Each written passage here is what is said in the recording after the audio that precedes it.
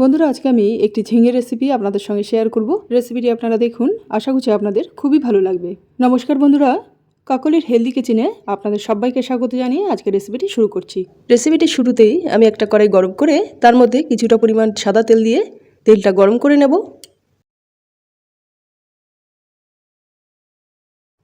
তেলটা গরম হয়ে গেলে আমি এর মধ্যে দুটো তেজপাতা আর কয়েক টুকরো গোটা গরম মশলা দিয়ে ফোড়ন দিলাম।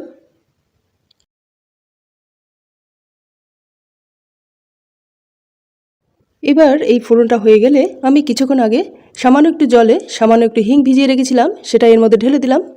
এই হিংটা একটু নাড়াচাড়া করে নিয়ে আমি এবার এর মধ্যে ঢেলে দিলাম আগে থেকে পেস্ট করে রাখা 1 ইঞ্চি আদা, 1 চামচ জিরে ও 2টো কাঁচা লঙ্কা।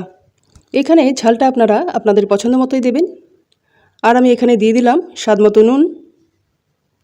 এবার কড়াইয়ের মধ্যেকার এই মশলাটা নাড়াচাড়া করতে করতে আমি ভালো করে কষিয়ে নেব। দেখুন, মশলাটা ভালো করে কষানো হয়ে গেছে। আমি এখন কয়েকটা ঝিঙে নিয়ে তার চোকলা ভালো করে ছাড়িয়ে নিয়ে এই রকম কুচি কুচি করে কেটে এই কড়াইয়ের মধ্যে ঢেলে দেব।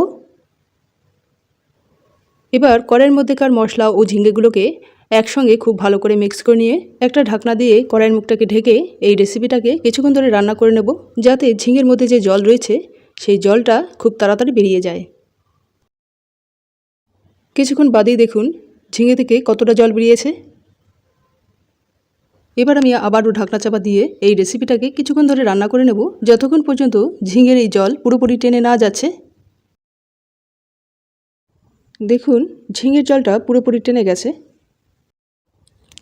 আমি এখন এই হাফ বাটি দুধ নিয়ে তার মধ্যে এই হাফ চামচ চালের গুঁড়ো খুব ভালো করে মিশিয়ে নিয়ে এই ঝিঙের মধ্যে ঢেলে দেব।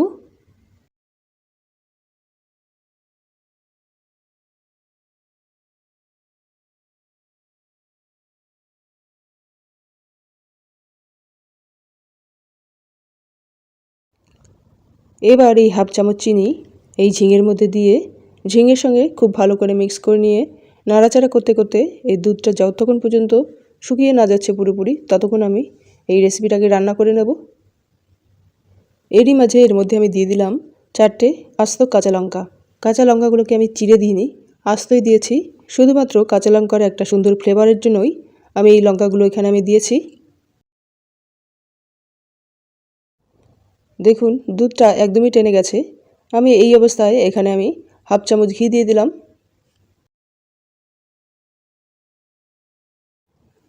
এবার এই ঘি ঝিঙের সঙ্গে খুব ভালো করে মিক্স করে নিলেই আজকের এই রেসিপিটি রেডি হয়ে যাবে।